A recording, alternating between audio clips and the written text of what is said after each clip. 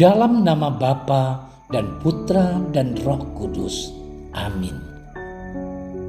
Allah Bapa yang Maha Bijaksana, Engkau telah memelihara gerejamu dengan menganugerahkan kebijaksanaan dan kasih kepada Santo Carolus Uskupmu. Semoga Engkau senantiasa memperbaharui gerejamu agar semakin serupa dengan Kristus dan mampu menghadirkan wajah putramu di dunia. Dengan pengantaraan Yesus Kristus putramu, Tuhan kami, yang bersama dengan Dikau dalam persekutuan dengan Roh Kudus, hidup dan berkuasa Allah sepanjang segala masa. Amin.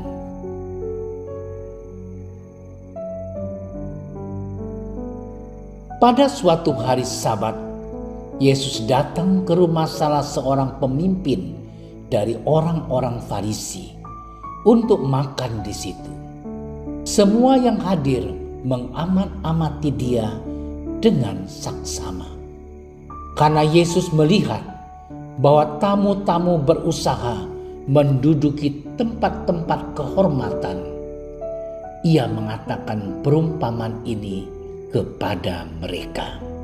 Kalau seorang mengundang engkau ke pesta perkawinan, janganlah duduk di tempat kehormatan, sebab mungkin orang itu telah mengundang seorang yang lebih terhormat daripadamu, supaya orang itu yang mengundang engkau dan dia jangan datang dan berkata kepadamu, berilah tempat ini kepada orang itu. Lalu engkau dengan malu harus pergi duduk di tempat yang paling rendah. Tetapi apabila engkau diundang, pergilah duduk di tempat yang paling rendah. Mungkin tuan rumah akan datang dan berkata kepadamu, sahabat, silakan duduk di depan. Dan dengan demikian engkau akan menerima hormat di depan mata semua tamu yang lain. Sebab barang siapa meninggikan diri, ia akan direndahkan. Dan barang siapa merendahkan diri, ia akan ditinggikan. Demikianlah sabda Tuhan. Saudara-saudariku yang dikasihi oleh Tuhan, hari ini gereja semesta memperingati seorang kudus, Santo Carolus Borromeus.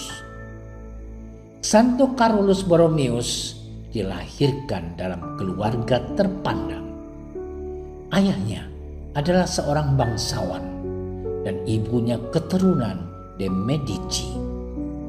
Banyak keistimewaan yang ia dapatkan sejak kecil, terutama dari sisi akademik. Ia mendapat pendidikan yang berkualitas dan pekerjaan yang fantastis.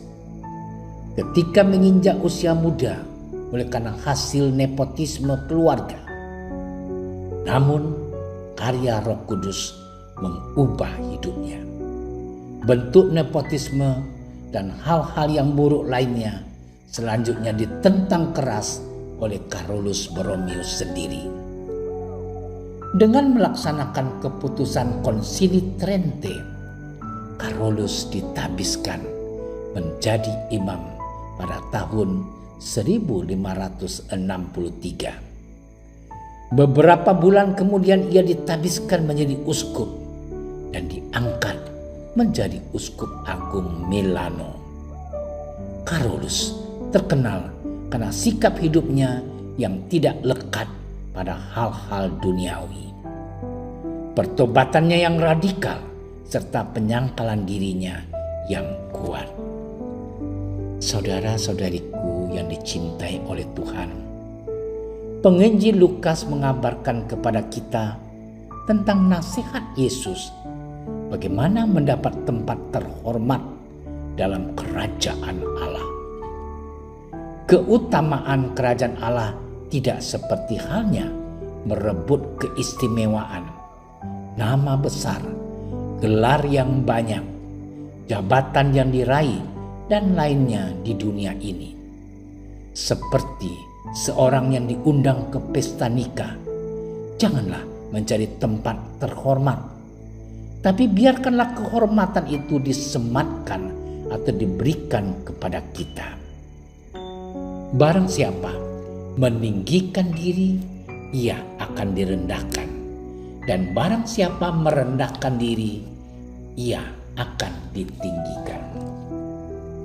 Saudara-saudariku yang dikasihi oleh Tuhan, Yesus memperingatkan bahwa orang yang meninggikan dirinya dalam kehidupan ini akan dipermalukan di dalam kerajaan surga yang akan datang.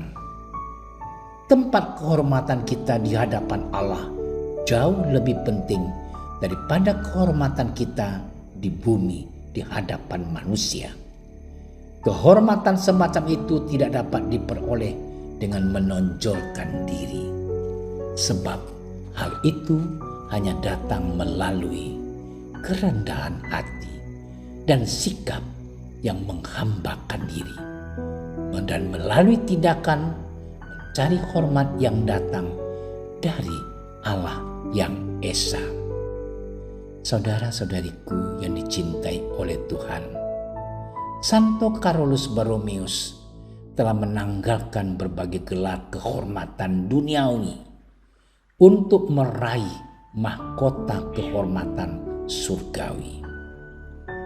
Ia melakukan pertobatan radikal serta penyangkalan diri yang kuat. Kita pun diundang untuk menjauhkan diri dari sikap sombong, kikir, rakus, merasa paling berkuasa, menindas orang lain dengan perbuatan dan kata-kata kita, bahkan merasa lebih hebat dari Tuhan. Selamat bermenung. Tuhan memberkati kita.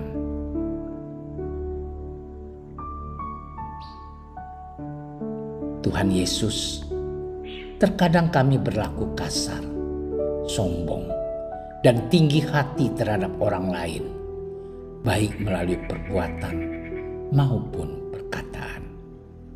Mampukanlah kami belajar dari Santo Carolus Borromeus agar kami dapat bersikap rendah hati dan sederhana kepada sesama, sehingga kami pun mampu mengenakan mahkota kehormatan surgawi. Santo Carolus Borromeus, doakanlah kami. Amin. Kami berdiri di hadapan-Mu, ya Roh Kudus, pada saat kami berkumpul di dalam nama-Mu. Bersama-Mu sendiri yang membimbing kami, membuat diri-Mu nyaman berdiam di hati kami. Ajarilah kami jalan yang harus kami tempuh dan bagaimana kami harus mengikuti jalan itu. Kami lemah dan berdosa. Jangan biarkan kami mendukung kekacauan. Jangan biarkan kebodohan menuntun kami ke jalan yang salah. Jangan pula keberpihakan mempengaruhi tindakan-tindakan kami. Kiranya kami menemukan di dalam Engkau kesatuan kami, agar kami boleh berjalan bersama menuju kehidupan abadi dan tidak menyimpang dari jalan kebenaran dan apa yang benar. Semua ini kami mohon kepadamu yang berkarya di setiap tempat dan waktu dalam persekutuan dengan Bapa dan Putra untuk selama-lamanya. Amin. Bapa kami yang ada di surga, dimuliakanlah nama-Mu. Datanglah kerajaan-Mu. Jadilah kehendak-Mu di atas bumi seperti di dalam surga. Berilah kami rezeki pada hari ini, dan ampunilah kesalahan kami, seperti kami pun mengampuni yang bersalah kepada kami. Dan janganlah masukkan kami ke dalam percobaan, tapi bebaskanlah kami dari yang jahat. Amin. Salam Maria, penuh rahmat, Tuhan sertamu. Terpujilah engkau di antara wanita, dan terpujilah buah tubuhmu Yesus.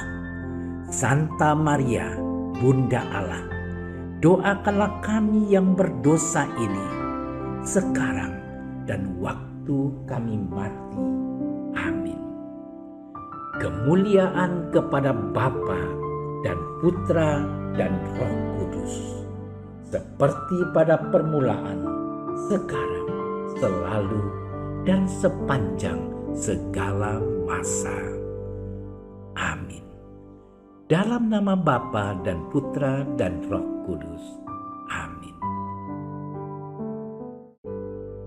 Terima kasih sudah menyaksikan renungan hari ini. Jangan lupa like, subscribe, dan aktifkan tombol loncengnya agar Anda yang pertama mendapatkan notifikasi updatean renungan harian dari Komsos Keuskupan Padang. Dan bagikan ke sosial media agar saudara-saudara kita dapat mendengarkan dan merenungkan firman Tuhan.